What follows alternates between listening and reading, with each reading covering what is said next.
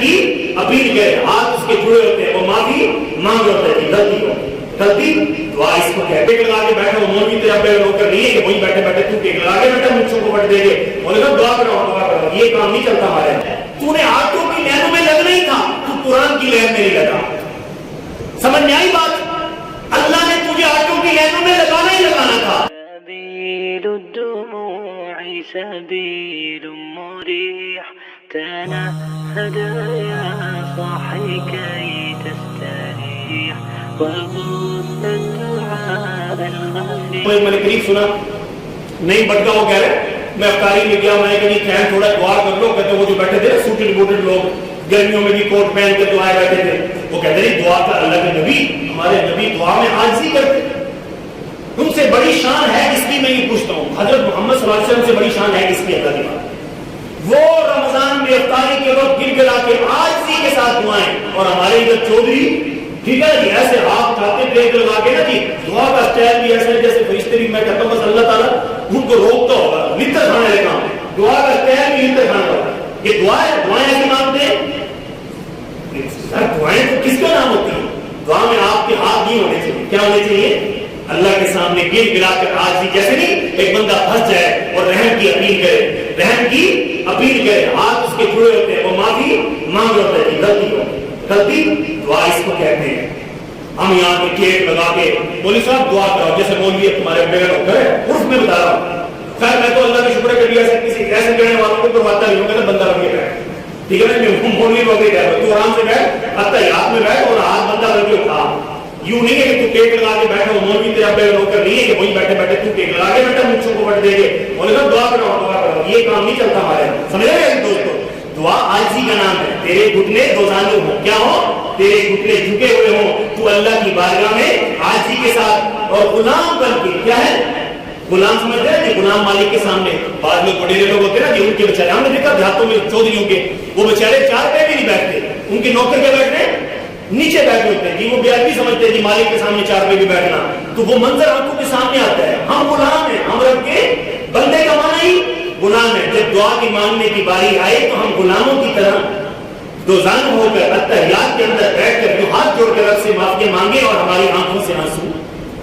آتا ہے، اپنے گناہوں کو 11 مہینے کے گناہ یاد کر کر کے معافی، اللہ مجھ سے وہ غلطی بھی ہو گئی تھی، آنکھوں میں آنسو اور یوں گر گرانا ہو، جس کو کہتے ہیں دعا، اس کو کیا کہتے ہیں؟ بات موضوع کی اس طرف چلی گئی تو میں اس لیے آپ کو بتا رہا تھا کہ یہ آخری لمحات ہے جو ٹیلی ویژن کو دینے کی ضرورت نہیں، میں نے کہا تھا نا یہ اینکروں کو کہتا ہوں ہاں اگر تم اتنے نیک اور پارسا ہو نا، تم سارا سال یہ ڈرامے شرامے چھوڑو اور یہ جو مارننگ شو چھوڑو، تم سارا سال میں تمہارے ساتھ بیٹھنے کے لیے تیار ہوں، عید کے بعد مجھے بلاؤ، انشاءاللہ میں اسلام کے ہر ٹاپک پہ بات کرنے کے لیے، اللہ کے فضل و کرم سے ہر ٹاپک میں تم سے بات کرنے کے لیے تیار ہوں، سال کے 365 دنوں میں تم یہ چلاؤ، انشاءاللہ اگلے رمضان تک پورا دین تمہارے سامنے انشاءاللہ پیارے نبی کی پوری لائف بھی کھول کے رکھوں گا، جو کچھ بھی اسلامی تاریخ میں ہوا، ماضی میں ہوا، پچھلے انبیاء سے لے کر میں کمپلیٹ تمہارے سامنے رکھنے کے لیے تیار ہوں، لیکن تم نے رمضان میں جو شیطانی کام کیا ہوا ہے، ڈرامہ شروع کیا ہوا ہے، رمضان میں جو وقت خدا کی بارگاہ میں گر گرانے کا تھا تم نے اداکاروں کے سامنے بٹھا دیا، سارا سال ان کے ننگے سر، ایک بات کہہ رہا ہوں نا یار،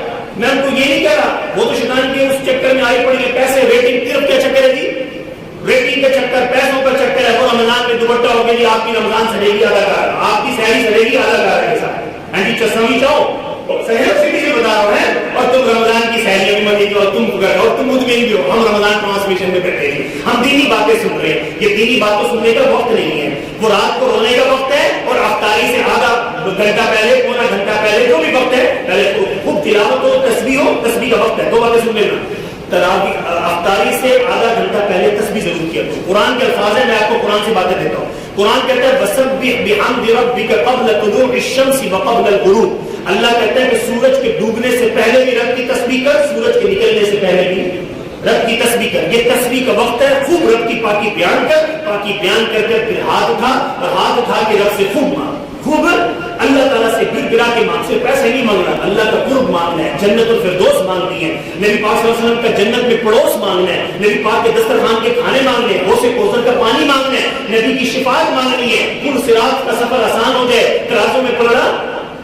جھک جائے، یہ بڑی گھاٹیاں پڑی ہیں، قبر کے عذاب سے بچ جائیں، ہزاروں سال کا مٹی کے نیچے کا سفر ہے وہ آسان ہو جائے، وہ روشن ہو جائے، قبر چمک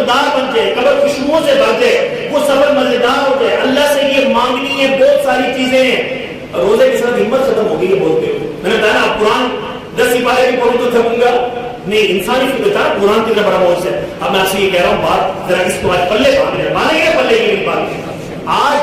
रमजान बहुत तेजी से गुजर रहा है, क़यामत की निशानी है, ऐसे गुजर रहे हैं, दिन थोड़े रह गए, ऐसे ऐलान हो जाएगा कि रोजेदारों ईद का चांद नजर आ गया, पता भी नहीं चलेगा, जो समेटना है समेट लो, अपने नेकियों के पल्ले भर लो, कमाई करनी है जितनी हो सकता है आपकी ताकत जान लगा दो और खूब नेकियों के पल्ले भर लो। अब नहीं कहेंगे ना इंशाअल्लाह, इन टीवी वालों को इनको साइड में रखूंगा, तुम अपने घर आराम से तुम बोलते हो, हमें तुम्हें सुनने की जरूरत नहीं है, ये लम्हा हमारे पास तुम्हारी बातें सुनने के लिए नहीं है, ये वक्त हम इंशाअल्लाह, ये तो आज ये तो जुमा है, खुतबा है, अल्लाह के घर में तुम बैठे हो, इसलिए मैं तुम्हें ये अहमियत भी किस लिए दिला रहा हूँ। सारी बात करने का मेरा मकसद क्या है, पूरी तकरीर जो मैंने रोजे के साथ इतना जोर लगाया वो इसलिए बनाया है कि मैं और आप अपने आप को नेकी पे लाएं, और जिसम नेकी पे नहीं आ रहा तो शीशे के सामने बैठकर अपने आप से बात करें। अगर जिसम बंदा नहीं बन रहा, कमरे में मुर्गा बन जाओ, मुर्गा बन के सलाह दे कि भाई तूने तरावी, अगर अपने खुदा की कसम मैं खुद कह रहा हूं ये चीज तुम्हें फायदा देगी, अगर रात तरावी छूट गई है ना, मुर्गा बन जा, आधा घंटा मुर्गा बनो, आंखों में खून उतर आए, फिर खड़ा हाँ हम तरावी छड़ेगा, तेरा जिसम गया नहीं मैं नहीं छड़, तू आगे हो, तू और भी लेके जाएगा, ये करके देखना, फायदा बड़ा हो जाएगा। क्या हो जाएगा? फायदा बड़ा हो जाएगा, इंशाअल्लाह आपका जिस्म नेकी का आदी हो जाएगा, और नेकी का आदी जब आपका जिस्म बन गया ना तो इंशाअल्लाह सीधा जन्नत में आपको लेकर जाएगा। और इसलिए जो कुरान में कहते हैं ना ये गुर्बत, आटों की लहरें, ये बात इसमें मैं आखिर में सब करता जाऊं, ये जो आटे की लहरें तो लग रही थी, दुख आता है, अंदर रोना आता है, तूने आटों की लहरों में लगना ही था, तू कुरान की लहर में नहीं लगा। समझ में आई बात? अल्लाह ने तुझे आटों की लहरों में लगाना ही लगाना था, ये तो आटे की लहर है, खुदा की कसम डर लगता है कल दोज़ख की लहर में न लग जाए। ये बहुत बड़ी सब कह रहा हूं, इतना जिस्म सरकश बना लिया कि इसको तुम कुरान के लिए भी कोई सब थक गए, इतने नवाब हैं हम, इतने चौधरी बन गए हम कुरान सुनने के लिए खड़े होने के लिए तैयार ही कोई नहीं। कोई भाई खुदा का खौफ, जब मौत का फरिश्ता लेने आएगा नानी याद आ जाएगी, चीजें निकल जाएंगी। इसलिए मौत से पहले क्या रमजान में अपने जिस्म को नेकी की आदत डाल लो। मैं ये जो कहता है ना, मुझे खुदा पाक की कसम गरीब की गुर्बत का एहसास जरूर है, लेकिन गरीब पर रोना आता है, ये जो आज आटों की लहरें में लगा हुआ है, ये रोजा नहीं रख रहा, ये रोजा छोड़ा अल्लाह ने रोजे की लहरों में लगा दिया, इसने कुरान छोड़ा अल्लाह ताला ने घंटों घंटों। वो बच्चा मेरा हुआ ना बाप के, हम सुबह सवेरे निकले सारी के फौरन बाद, कलमा चौक पर लोग ऐसे आटे की लहरों पे टूट रहे थे, इतना दुख आ रहा था कि यार अंदाजा करो, जरी मुल्क है, खुदा का आजाद तो देखो, खुदा की नाराजगी तो देखो, फसल पकने के टाइम में बारिशें नहीं रुक रही, तो ये हम कोई रब को राजी कह रहे हैं।